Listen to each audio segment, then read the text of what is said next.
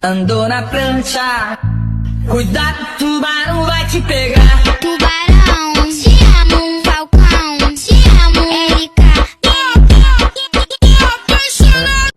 Oke, sekarang kita akan masuk ke dalam pembahasan pertama, yakni perekonomian di Indonesia.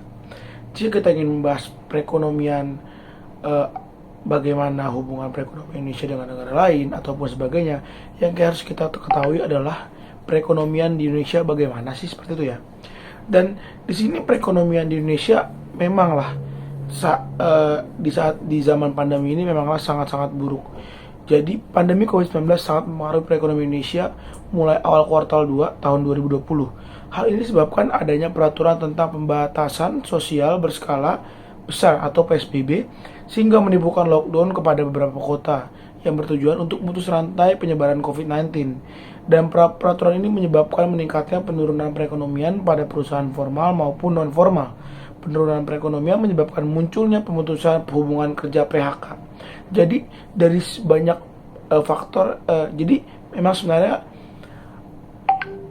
COVID ini tidak hanya merambat di sektor ekonomi, tapi di semua sektor. Tapi jika kita berbicara tentang sektor ekonomi, memang sangat berdampak terhadap sektor ekonomi. Karena sektor ekonomi ini memang berhubungan dengan sektor lainnya ya. Contoh, banyak sektor yang imbasnya kepada ekonomi. Contoh pariwisata, dia akan memajukan pariwisata daerahnya sekaligus meningkatkan perekonomian daerahnya gitu kan. Tapi memang untuk kondisi 2019 kemarin, Indonesia adalah, dan bahkan semua negara mengalami semua penurunan yang sangat drastis di bidang ekonomi, yang salah satunya adalah Indonesia.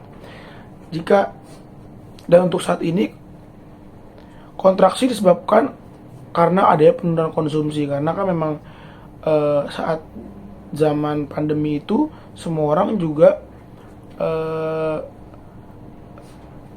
butuh ya. Jadi maksudnya semua orang juga butuh sesuatu tapi tidak memiliki daya beli karena banyak penurunan di bidang pekerjaan. Jadi banyak yang di PHK sehingga tidak mampu membeli gitu ya. Selain konsumsi untuk kebutuhan sehari-hari, pendapatan konsumsi dari sektor transportasi udara sangat berpengaruh dengan kontraksi yang dialami pada saat pandemi. Salah satu contohnya adalah konsumsi di maskapai penerbangan, teman-teman ya. Jadi di sini salah satunya dapat dilihat pendapatan pada sektor pelayanan udara berkurang sekitar lebih dari 200 miliar. Jadi di sini memang perekonomian dari satu sektor, bahkan sektor kecil seperti sektor udara saja sudah sangat berpengaruh besar ya, 200 miliar. Jadi bisa dibilang pada zaman 2019 itu adalah masa di mana memang semua negara itu adalah survive ya, harus survive dengan negara masing-masing. Dan juga jika kita compare dengan tahun ini, memang tahun ini sudah lebih membaik, di mana negara Indonesia sudah mulai kembali produktif dengan semua sektor keuangannya, dengan segala sektor yang akhirnya kembali bangun ya setelah kemarin tertidur setelah kurang lebih 1,5 tahun. Dan sekarang adalah waktu di mana Indonesia sudah mulai memperbaiki apa yang kemarin sudah hilang gitu ya. Jadi jika kita berbicara selanjutnya adalah kepada apa sih contoh kerjasama yang sudah dilakukan Indonesia. Indonesia sudah melakukan kerjasama dalam bidang ekonomi ke banyak negara. Tapi jika kita lihat saja contoh kecilnya yang sudah sering kita temui adalah contoh-contoh kerjasama di bidang ekonomi Indonesia dalam ASEAN ya. Seperti ada kawasan perdagangan bebas, lalu ada penyedia cadangan pangan, masyarakat ekonomi ASEAN, MEA, kerjasama proyek industri, pertemuan tingkat menteri ekonomi, lalu ada kemitraan ekonomi konferensi regional, lalu ada kerjasama ekonomi KTT ASEAN, kerjasama ekonomi ASEAN, hubungan ekonomi ASEAN, kawasan perdagangan bebas ASEAN, hubungan ekonomi ASEAN dengan Jepang, dengan India, dengan Rusia, dengan US, dan Kanada. Jadi jika dibilang kerjasama dengan negara lain dalam bidang perekonomian, Indonesia sudah melakukan itu dengan baik. Bahkan juga ada kawasan perdagangan bebas ASEAN Free Trade Area atau AFTA. Jadi memang jika dibilang kita berbicara mengenai hubungan perdagangan atau ekonomi gitu ya, Indonesia sudah memiliki hubungan yang baik dan juga banyak jam terbang untuk melakukan hubungan perekonomian dengan negara lain. Sekian dari materi pertama, lanjutkan dengan teman saya. Terima kasih. Baik, selanjutnya saya akan membahas poin berikutnya. Sekarang saya akan membahas mengenai kebijakan moneter. Nah, kenapa kelompok kami memilih untuk membahas mengenai kebijakan moneter juga, karena kebijakan moneter itu merupakan salah satu kebijakan yang dikeluarkan oleh BI ataupun pemerintahan ataupun bank sentral untuk menangani kasus-kasus keuangan finansial, sepertinya contohnya inflasi ataupun peredaran uang dan kenaikan suku bunga dan lain sebagainya. Seperti itu. Nah, sebelum kita masuk ke lebih dalam mengenai kebijakan moneter, saya akan menjelaskan sedikit mengenai apa sih kebijakan moneter itu. Nah, kebijakan moneter itu adalah sebuah kebijakan yang dikeluarkan oleh bank sentral dalam bentuk pengaturan persediaan uang untuk mencapai tujuan tertentu. Nah, tujuan utamanya dari kebijakan moneter adalah mencegah terjadinya peningkatan uang beredar secara berlebihan atau sangat berkurang. Jadi, ada tindakan yang dilakukan di saat jumlah uang beredar itu berlebihan gitu ya, mencegah. Jadi mencegah terjadinya hal tersebut untuk terjadi. Seperti itu. Nah, di sini ada dua jenis kebijakan moneter. Yang pertama ada ekspansif dan yang kedua ada kontraktif. Nah, ekspansif ini sendiri itu sering disebut sebagai uang longgar atau easy money policy, yang ialah kebijakan yang mengatur jumlah uang yang dipasok dalam perekonomian. Nah, caranya itu dengan menurunkan suku bunga. Jadi agar kenaikan atau persebaran uang beredar ini, peningkatan uang beredar ini tidak berlebihan, ada jenis kebijakan moneter ekspansif di sini untuk mengatur jumlah uang dengan cara menurunkan suku bunga. Nah, membeli sekuritas pemerintahan oleh bank sentral dan menurunkan persyaratan cadangan untuk bank.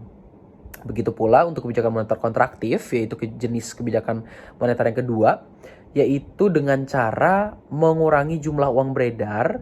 Itu dalam rangka untuk mengurangi jumlah uang beredar dilakukan di saat negara mengalami inflasi. Nah, di situ disebutkan juga kebijakan yang ketat gitu ya, atau tight money policy. Kalau tadi itu kan easy money, di sini tight money gitu. Kebijakan mengurangi jumlah uang beredar seperti itu. Selanjutnya mungkin saya akan membahas sedikit mengenai contoh konkret gitu ya. Contoh konkret bahwa ada penerapan atau ada penggunaan dari kebijakan moneter itu sendiri di Indonesia, yaitu oleh pemerintah Indonesia mengambil kebijakan saat COVID-19 seperti itu ya. Oleh sebab itu ada kebijakan yang dikeluarkan oleh pemerintah, yaitu salah satunya kebijakan moneter untuk mengatur keuangan di Indonesia atau finansial di Indonesia gitu ya, dapat menjaga nilai tukar rupiah, mengendalikan inflasi, dan memberikan stimulus moneter untuk dunia usaha. Jadi lebih kurangnya adalah mencegah terjadinya hal-hal buruk terutama dalam konteks keuangan di Indonesia selama masa pandemi, karena yang seperti kita tahu di masa pandemi ini sangat mempengaruhi semuanya seperti itu ya. Usaha-usaha menjadi tutup, banyak juga yang tenaga kerja jadi kena PHK, lalu ada kebijakan-kebijakan yang keluar seperti mungkin PPKM dan lain sebagainya, menghalangi atau yang mengganggu jalannya atau bekerjanya para pengusaha ataupun para pekerja seperti itu ya. Mulai dari yang bekerja di jalanan atau mungkin di kantoran sampai ke pemerintahan pun terkena dampak dari COVID-19 itu sendiri. Oleh sebab itu, hal tersebut juga berdampak pada keuangan ataupun kepada perekonomian di Indonesia. Dengan itu, makanya pemerintah mengeluarkan menerbitkan Inpres nomor 4 garis miring 2020 yang menginstruksikan seluruh menteri, pimpinan, gubernur, bupati, wali kota mempercepat refocusing kegiatan, realokasi anggaran, dan pengadaan barang jasa penanganan COVID-19. Jadi seperti the poin-poin ini ya, refocusing kegiatan, realokasi anggaran. Jadi anggaran-anggaran yang mungkin sekiranya bisa dialokasikan ke yang lebih penting dan lain sebagainya gitu ya. Nah, selanjutnya adalah Dalam kebijakan moneter ini diambil harus selaras dengan kebijakan fiskal ya dalam meminimalisir dampak COVID-19 terhadap perekonomian nasional. Oleh sebab itu, otoritas moneter harus dapat menjaga nilai tukar rupiah, mengendalikan inflasi dan juga memberikan stimulus moneter untuk dunia usaha seperti yang sudah saya infokan atau saya bilang tadi. Nah, untuk yang terakhir ini adalah saya mengambil sedikit data untuk terakhir ini adalah update dari kebijakan moneter Agustus 2022 kemarin, yaitu rapat Dewan Gubernur atau RDG Bank Indonesia pada 22 sampai 23 Agustus 2022 memutuskan untuk menaikkan BI 7-day reverse repo rate atau BI 7DRR sebesar 25 BPS menjadi 3,75%. Nah, suku bunga deposit facility sebesar 25 BPS juga menjadi 3,00% dan suku bunga lending facility sebesar 25 BPS menjadi 4,50%. Baik, itu sekian dari pemaparan ekonomi ataupun kebijakan moneter. Dilanjut oleh teman saya. Oke, selanjutnya saya akan membahas tentang kebijakan fiskal dan pasar valuta asing. Nah, kebijakan fiskal sendiri merupakan kebijakan yang mengatur tentang pengeluaran dan pendapatan negara yang dipegang oleh pemerintahan sendiri. Nah, kebijakan fiskal ini bertujuan untuk menanggulangi inflasi, meningkatkan pendapatan, meningkatkan investasi, serta meningkatkan kesempatan kerja. Jenis-jenis kebijakan fiskal sendiri dibagi menjadi dua, yaitu kebijakan fiskal ekspansif dan kebijakan fiskal kontraktif. Yang pertama, kebijakan fiskal ekspansif itu merupakan kebijakan yang dilakukan dengan cara menaikkan belanja negara dan menurunkan suku bunga pajak itu sendiri. Contohnya yaitu mengurangi atau memotong PPNBM pajak mewah pada saat pandemi COVID-19 agar masyarakat itu tertarik dan mendorong untuk membeli barang, khususnya mobil yang dengan klasifikasi tertentu.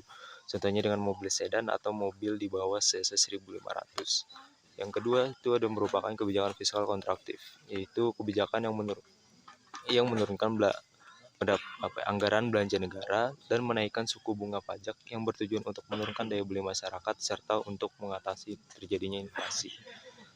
Contoh peraturannya yaitu Kementerian Keuangan mengeluarkan kebijakan untuk menaikkan tarif PPHUP menjadi 35% khusus untuk orang yang berpenghasilan tinggi.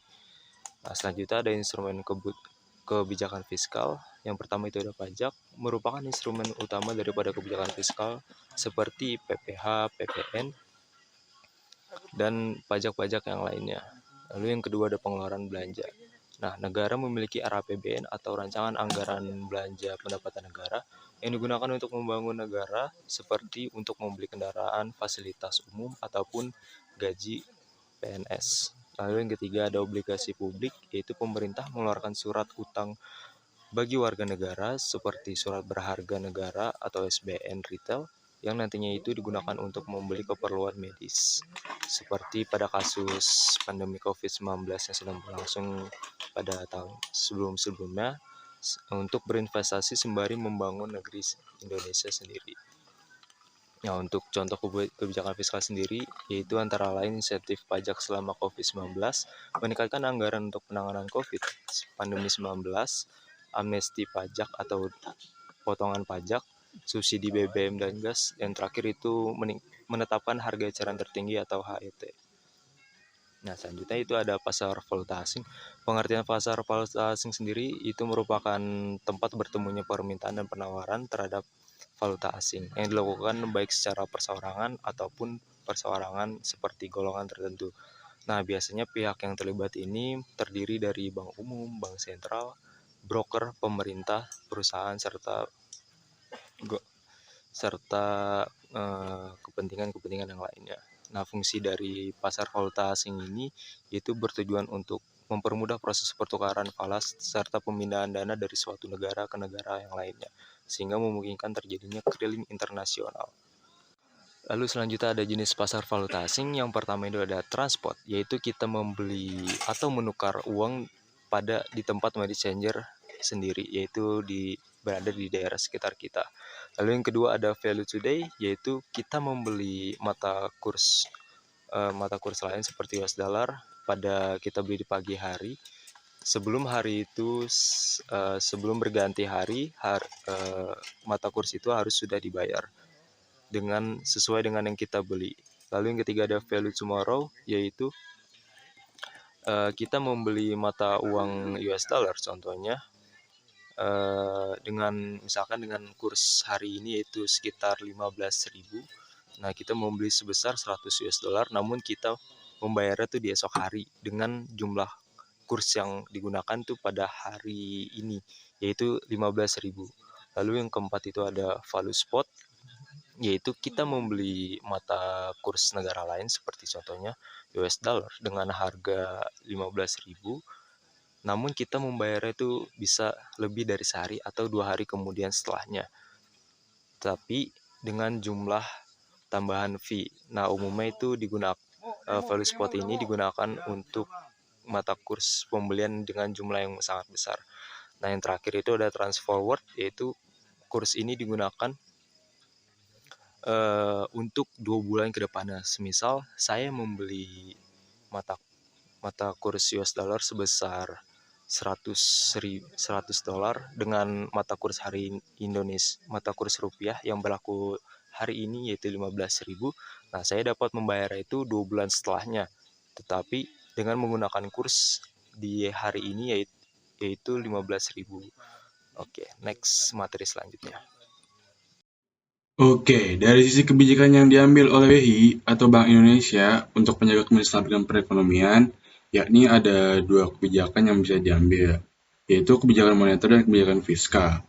Kebijakan moneter ini berkaitan dengan upaya-upaya BI dalam menstabilkan nilai rupiah dengan mengendalikan jumlah uang yang beredar. Kebijakan ini biasanya diambil untuk mengatasi inflasi. Nah, sementara itu, kebijakan fiskal berkaitan dengan pengelolaan pendapatan dan pengeluaran pemerintah. Salah satu tindakan yang bisa diambil Bank Indonesia dalam penerapan kebijakan moneter adalah dengan mengatur suku bunganya. Suku bunga ini digunakan sebagai acuan lembaga keuangan lain dan berlaku di Indonesia. Disebut sebagai BI 7D Reverse Repo Rate atau singkatannya BI 7DRR. Lalu, apa sih itu BI Rate? Apakah ada perbedaan antara BI Rate dengan BI 7DRR? Menurut Bank Indonesia, BI Rate adalah suku bunga referensi kebijakan moneter yang selalu ditetapkan setiap bulannya dalam rapat Dewan Gubernur. Suku bunga acuan Indonesia ini dapat berbeda setiap bulannya dengan melihat kondisi perekonomian negara. Sebagai salah satu instrumen kebijakan moneter, pengaturan suku bunga BI Rate diharapkan mampu menjaga stabilitas ekonomi negara. Lalu salah satu faktor yang jadi penentu nilai suku bunga tersebut adalah inflasi. Menurut International Monetary Fund, inflasi adalah kenaikan harga selama periode waktu tertentu. Kenaikan harga ini terjadi secara keseluruhan di suatu negara. Inflasi mewakili seberapa kenaikan harga barang dalam periode tertentu, biasanya dalam setahun. Inflasi dapat menyebabkan berbagai masalah juga seperti turunnya nilai mata uang, kenaikan harga barang dan jasa, meningkatnya pengangguran, menurunnya kesejahteraan masyarakat, hilangnya investasi, dan masih banyak lagi. Ketika terjadi inflasi, Bank Indonesia akan menaikkan suku bunga dengan harapan masyarakat akan lebih sering menabung, sehingga jumlah uang yang beredar akan berkurang. Oh ya, FYI, uang yang beredar maksudnya adalah uang yang sehari-hari digunakan untuk bertransaksi oleh masyarakat. Lalu ketika suku bunga naik, harapan masyarakat akan lebih memilih menyimpan uangnya di bank dan inflasi dapat ditekan. Oke, lanjut ke perbedaan dengan BI Oke, lanjut ke perbedaan BI Rate dan BI 7DRR. Singkatnya, BI 7D Reverse Repo Rate merupakan pengganti BI Rate yang berlaku efektif sejak 19 Agustus 2015 lalu. Bank Indonesia BI 7DRR merupakan upaya penguatan tekan operasi moneter suku bunga acuan. Instrumen BI 7D Reverse Repo Rate digunakan sebagai suku bunga kebijakan baru karena dapat mengetahui pasar uang, perbankan, dan sektor real secara cepat. Lalu perlu diketahui ya teman-teman, jika tingkat inflasi mengalami kenaikan, maka nilai BI Rate juga akan naik. Begitu pula sebaiknya, saat inflasi turun, maka nilai BI Rate juga akan ikut turun. Namun meskipun nilai BI Rate sedang turun, lembaga perbankan tetap nggak dapat mengambil uang yang tersimpan di Bank Indonesia untuk diputarkan ke masyarakat. Nah, akibatnya lembaga keuangan harus menunggu setidaknya 1 tahun untuk mengambil dana tersebut. Dengan adanya kebijakan BI 7D Reverse Repo Rate ini, lembaga perbankan tidak perlu lagi menunggu hingga 1 tahun lebih hanya untuk menarik dananya yang disimpan di Bank Indonesia.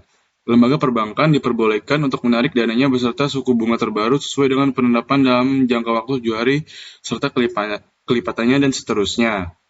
Contohnya dari 7, 14, 21, dan seterusnya gitu-gitu ya. Sebagai salah satu instrumen kebijakan moneter BI Rate ini memiliki beberapa fungsi. Yang pertama ini menjaga inflasi. Inflasi merupakan mimpi buruk dalam perekonomian suatu negara, sebab dampak yang ditimbulkan memang tak main-main. Inflasi dapat memicu kerusuhan di berbagai daerah dan menyebabkan suatu negara mengalami chaos, apalagi bagi negara yang memiliki utang luar negeri yang besar dan pertumbuhan ekonomi yang lambat. Inflasi ini bisa mematikan perekonomian dan diikuti dengan berbagai masalah lain yang muncul. Di Indonesia, Bank Indonesia memiliki tugas untuk mengatasi inflasi dengan membuat kebijakan-kebijakan. Nah, sementara itu perhitungan inflasi dilakukan oleh BPS.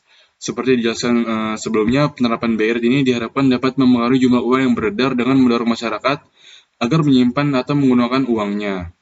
Lalu yang kedua ini fungsinya menjaga daya beli masyarakat. Selain menjaga inflasi, suku bunga BI juga dapat menjaga daya beli masyarakat. Kebijakan ini dapat mempengaruhi jumlah uang yang beredar dalam kondisi inflasi dan deflasi. Kebijakan suku bunga BI ini biasanya akan mempengaruhi kredit properti dan kendaraan, termasuk program KPR. Nah, saat suku bunga naik, bunga kredit rumah juga akan ikut baik, sehingga saat suku bunga naik, bunga kredit rumah juga ikut naik. Nah, sehingga masyarakat enggan melakukan transaksi kredit.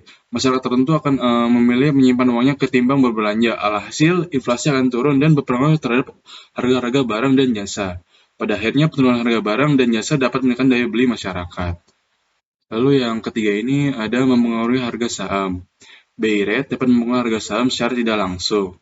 Ketika daya beli masyarakat meningkat, pemerintahan barang dan jasa akan semakin tinggi.